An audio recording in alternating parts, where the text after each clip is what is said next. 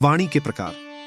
संवत 1877 में श्रावण कृष्णा दशमी 2 सितंबर 1820 को श्री स्वामीनारायण भगवान श्री सारंगपुर ग्राम स्थित जीवा खाचर के राजभवन में उत्तरी द्वार के कमरे के बरामदे में पलंग पर विराजमान थे।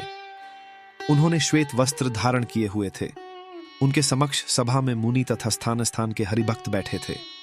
उस समय नित्यानंद स्वामी ने प्रश्न किया कि परा, पश्यंती, मध्यमा तथा वैखरी नामक जो 4 वाणियां हैं, उन्हें किस प्रकार समझा जाए।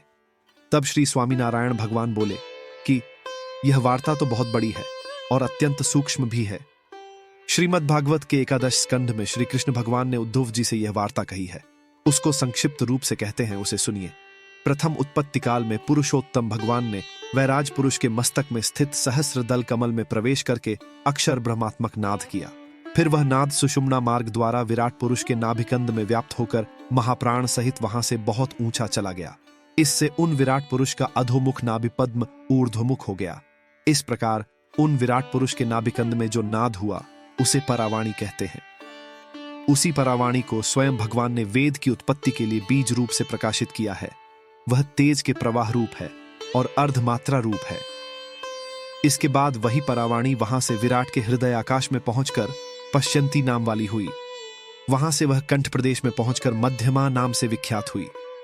वहां से वह विराट के मुख में पहुंचकर वैखरी संज्ञा को प्राप्त हुई और अकार, उकार तथा मक्कार नामक 3 वर्गों का रूप ग्रहण करके प्रणव रूप हो गई।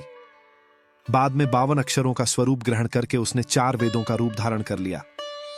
इस प्रकार विराट पुरुष में परा, पश्यंती, मध्यमा तथा वैखरी नामक 4 वाणियां समझनी चाहिए। अब इस जीव की देह में भी 4 वाणियां कहते हैं, उन्हें सुनिए। वे ही पुरुषोत्तम भगवान उस जीव में अंतर्यामी रूप से रहते हैं। वे जीव की तीनों अवस्थाओं में स्वतंत्र होते हुए अनुस्यूत हैं। वही भगवान जीव के कल्याण के लिए पृथ्वी पर अवतार धारण करते हैं।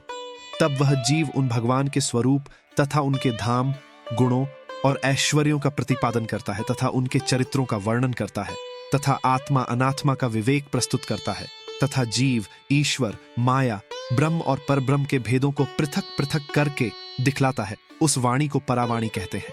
और जो माइक पदार्थों तथा विषयों को विवेक पूर्वक यथार्थ रूप से कह दिखाती है, उसे वैखरी वाणी कहा जाता है। पदार्थों तथा विषयों को भ्रांति सहित जो अयथार्थ रूप से कह दिखाती है, उसे मध्यमा वाणी कहते हैं। तथा उन पदार्थों और विषयों को जो उलट सुलट करके दिखाती है, जिसमें कुछ भी समझने में ना आए, उसे पश्यंती वाणी कहते हैं।